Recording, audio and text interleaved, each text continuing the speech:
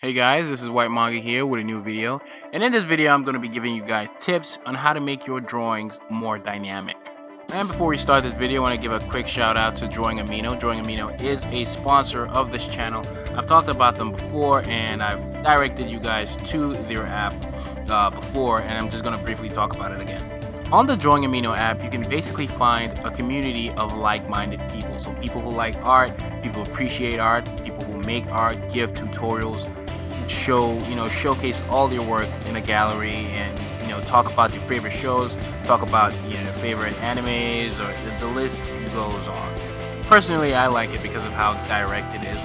You know that going on the app, you're going to meet people that are like you, and you guys can discuss and share tips and all that good stuff. I will be posting images that I create here today in this video. I'll be posting them on my profile, and I hope you guys check me out there and follow me there at WhytManga. The app can be found for iPhones and Androids. All necessary links can be found in the description of this video. So y'all go on there, have fun with the app. I certainly do. I hope you guys find some fun with it as well. So here, starting off with a tutorial, giving tips here as I draw some dynamic drawings. And for me, the most dynamic drawings are the ones that have a little bit of foreshortening to them. Drawings that, say, if it's like a comic where you're not having the camera angle coming from the same shot each time, where you're trying to do, you're experimenting with a comic and you're coming up with different poses from different angles, and you're trying to make things more interesting where it fits. You don't want to do it all the time. There's some scenes where it's just a conversation and maybe you don't want it to be too dynamic in that shot. So here, for those who know me, I usually always start with the head. It's kind of reflex. Maybe sometimes I don't, most times I do, and it's easier to follow that way. So I just have the head, I have the cross in front of the head just to give you guys an idea of where the character is facing. And I use these, I kind of just put the shoulder, so you can see he's not like, that's his, you can say that's his left shoulder. I just put a circle to indicate that, so he's not like facing front, he's not looking straight at us, so he's kind of like looking to his left a little bit. And I put his shoulder there. It's not so much a shoulder, it's more like a hole where his arm is going to come out from, and you can just, it's part of his shoulder, like his shoulder kind of touches that area a little bit, so it kind of gives me an idea of where he's facing, how he's going to pose, what's going to block what. And with foreshortening, you got to keep in mind that sometimes you're not going to see the whole drawing. There's certain things in certain areas of the drawing that you're just not going to see, because maybe a body part, in the case of a human, in this case, is closer to the camera, and we just can't see it because it's blocking. A body part, in this case, say his palm, is blocking a bit of his forearm. So I have the shoulder drawn, and then I show the end point. So the shoulder is the starting, and the palm is the ending point. And I always draw it bigger to show that perspective in the drawing. And then I put some extra lines. I always go into it. Never be afraid to make mistakes. Don't be afraid to make mistakes. Cause I say a lot of people are always afraid to make mistakes. You see here, I looked at it and I thought, maybe the head was a little too big, and I made it smaller. And I still kept the size of the arm. Now I'm putting, those circles in there. They're like holes of where maybe the fingers are gonna come out of, and it helps me. It just organizes the drawing a whole lot more. In this phase, I'm not thinking about what he's wearing or what he looks like as much. I'm just trying to make sure that the pose is right. And sometimes, especially with hands, one thing you can do is take a picture of your hand and use it as reference. I have a video on drawing from reference if you're interested in checking that out. So here I had the starting point and the ending point, and then I just drew all the in-betweens. It's almost similar to, you can almost think of it like animation. If you look at it, anyone who knows anything about animation, is they draw all the main keyframes before they put in the in-betweens. The main points of the animation to really make it come alive. I'm not going to go sidetrack too much just to stay on track, but if you know anything about animation, you know what I was talking about. And it's after you figure out that pose, and then you can now go in and start adding all the details. And that's really all this is. It makes things a whole lot easier when you have that end point and you have that starting point, and then it's now figuring out all the in-betweens. And sometimes it's difficult. Sometimes you would need to look at reference and look at several camera angles and seeing how other artists figure out how to do this. It's pretty, and you know, once you get the hang of it, once you find your kind of style of coming up with these dynamic poses, it becomes easier over time. Here I saw a little, you know, I guess something was bothering me a little bit, and decided to fix it. Again, don't be afraid to use the eraser. This pose here was kind of inspired of like a Pain pose from Naruto, but I wasn't looking at the Pain drawing at all. And in fact, if you look at them, they'll probably be very, very different. And see, if you're a Naruto fan, you know what I'm talking about. So here I'm going to do another one, right? And unlike the drawing before, the camera here is kind of coming from underneath the character just a little bit. And the character here is looking towards their right? So here I'm putting that shoulder, and because the camera's kind of coming from underneath a little bit, the shoulder, like that bump in the shoulder, is blocking part of the character's jaw. That's something to keep in mind. You know, sometimes the shoulder blocks the jaw. Always, when you're trying to do foreshortening, most times, just keep in mind that sometimes things will block certain things. So we don't get to see a whole lot of this character's neck, and you know that's going to happen most times. Here, the end point is the hand holding the gun. I'm not even focusing on the details of the gun. I don't really care. As long as I have my start and my finish, then I'm trying to figure out, you know, what goes in between. Again, you can always look at reference. And that's the thing about reference. Sometimes you keep using reference, it'll get to a point where you will not need the reference anymore, because maybe you'll be drawing certain poses that you find yourself drawing over and over and over again. So here we have a little, you know, this is a female character holding a gun. The gun is, again, keep in mind of the perspective. So the closer it is to the screen, the bigger it is. And that's why you can see the gun, it has that perspective. It shows the perspective a whole lot more because it has some straight lines. But again, the gun goes through the same thing.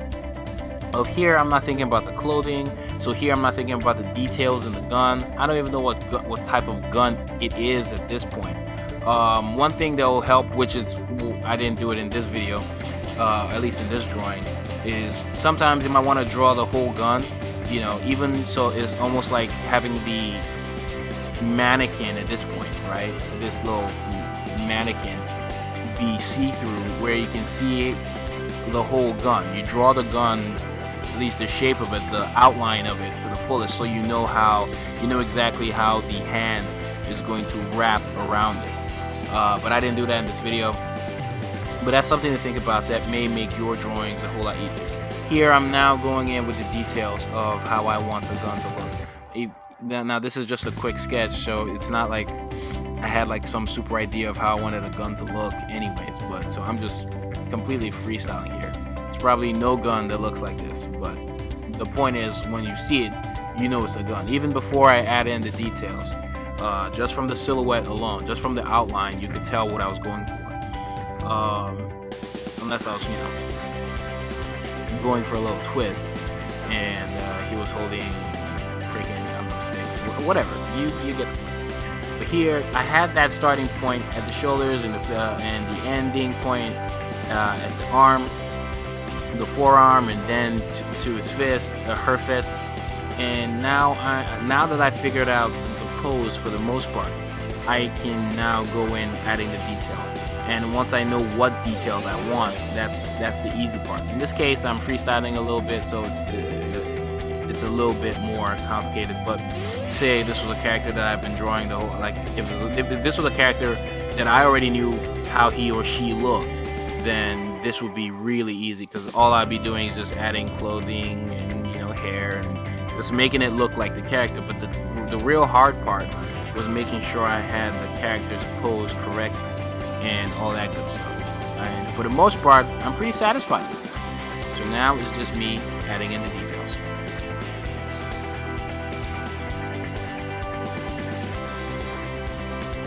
So after that, I decided to do something a little more, more challenging. Again, once you have that idea, once you have that foundation, the hard part is done.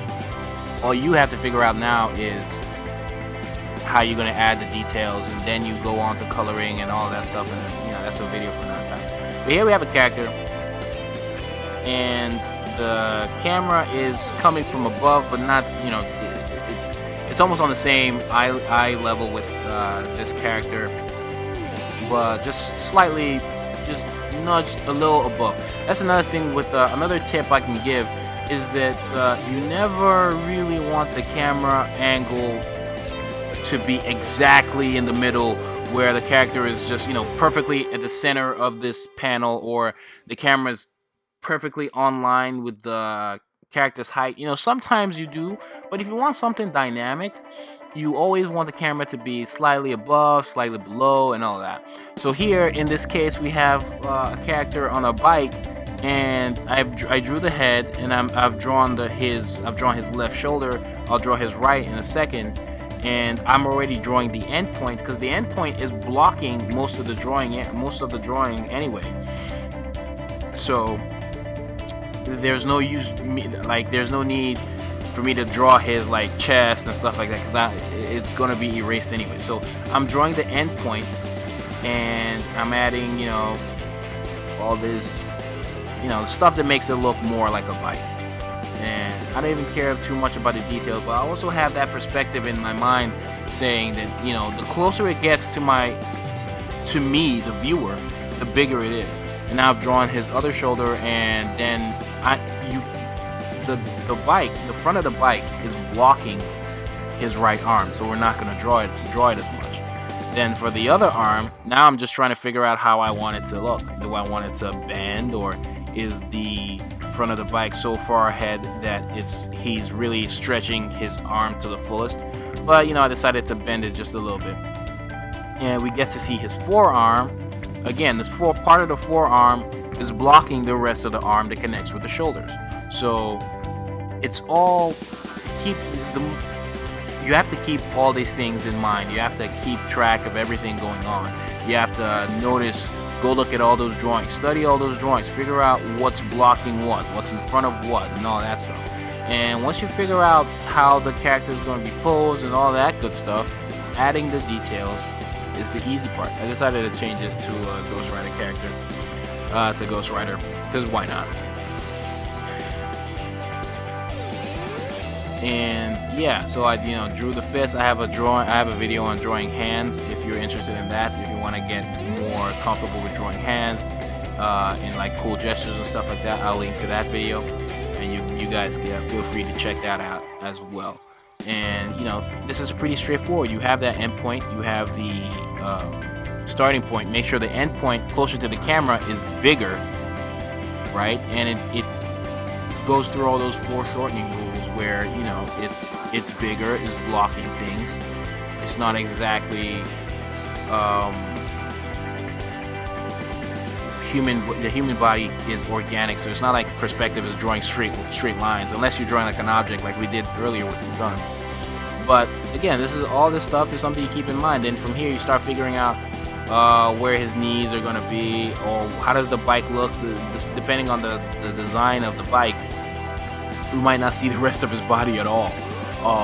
But again, for the most part, this drawing, it already looks kind of cool because of the angle we've chosen, and I put some speed lines to suggest that he's moving, and speed lines, especially in the manga style, Japanese style comics, those also show some, make things look a whole lot more dynamic.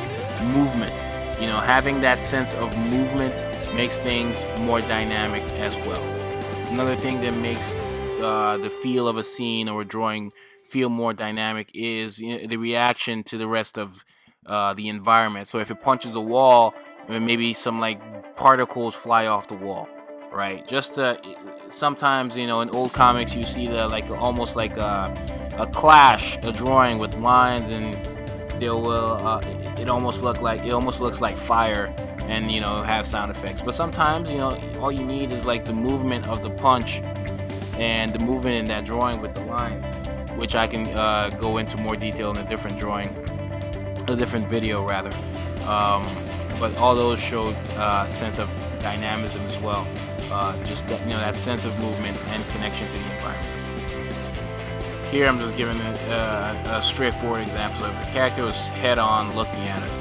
Then the fist will cover part of his face, and you wouldn't see most of his arm anyways, depending on the height of the camera. If we're looking a little bit from under, then we'll see a little under his arm, and same goes if the camera was slightly above, we'll just see the top of his hand a little more. But I just drew a little circle to indicate that his shoulder is behind that, but we're not going to see it. So you have to keep in mind what you see and what you don't see, because I see sometimes people struggle trying to draw everything, where there are times where you don't even need to draw it at all. Here I'm drawing the end point, which is that hand, and the head is keeping a distance, and that's like you can see the starting point.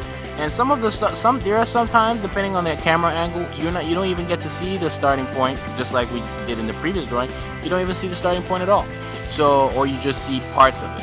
And in this case, you can see exactly what I'm talking about. You see his hand is coming towards the camera, and then you see slightly the rest of his body. His hip is a little thrusted forward. I've seen so many cool poses where the character is in that position. I just think it's cool. It just looks more alive than just drawing the characters completely straight. Here it looks like his other hand. We don't even see his other hand because his torso is blocking it, and his other hand is kind of bent on behind his torso and in his pocket. And that's what we're doing here. Again, once I have something like this, I could turn this character into Naruto, into anybody I wanted. The hard part is getting that pose. And once you can make things more dynamic and you find interesting ways to incorporate this into your comic, and not always having everything feel very two-dimensional, like a Street Fighter game, whereas everything is seen from one angle, it can get really boring visually. Obviously, there's a whole lot more to having dynamic drawings, and I think if you watch most of my videos, you kind of have a good idea of where I'm going with this. I'll have future videos that dive a whole lot more into this, especially when it comes to movement, but I think we've done enough for this video, for one video. I have another video that will cover maybe characters flying. You guys can leave suggestions of drawings you want to see that are dynamic, that you feel are dynamic, and you have trouble coming up with.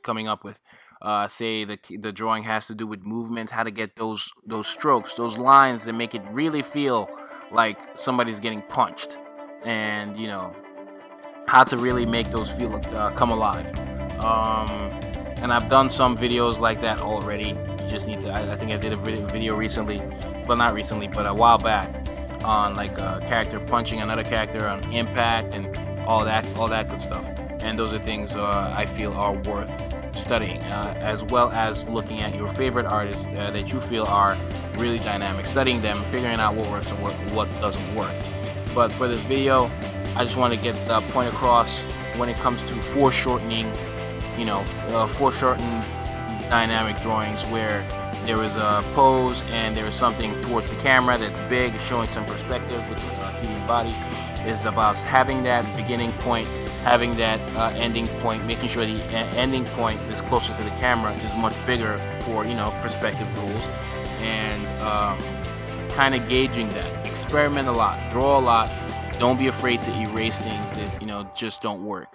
You can even take pictures of yourself in these poses and then redraw that and see if that fits.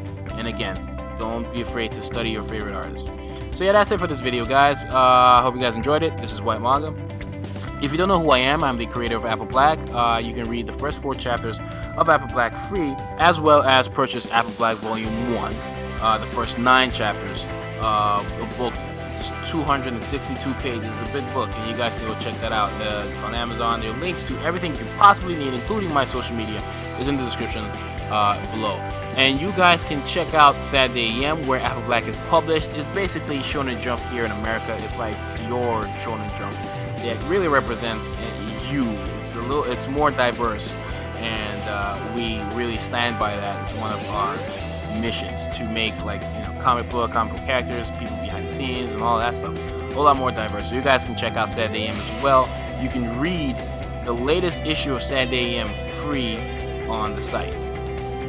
I feel that, and you'll only be able to do that for a limited time. Links to that as well. Again, everything you could possibly need is in the description below. So please don't forget to like this video, leave a comment if you have any questions, suggestions, video requests. There's, I have like some news and announcement that I'll address in a later video. And when I mean later video, if it's not the next video, then the video after that will kind of address, some of my absences or my online inactivity a little bit. But it's mostly good news for the most part. I'm busy. Even though you don't see me, I'm busy. Trust me. So I'll address some things, give out some announcements, some new comic announcements that I'm kind of excited about. And you guys can stay tuned for that. And if it's not the next video, it's the one after that. Apple Black is still in gear. Trust me. It's just really hard nowadays. It's really hard, and because I'm so busy. But that is still happening, and Apple Black Volume 2 is still on the way.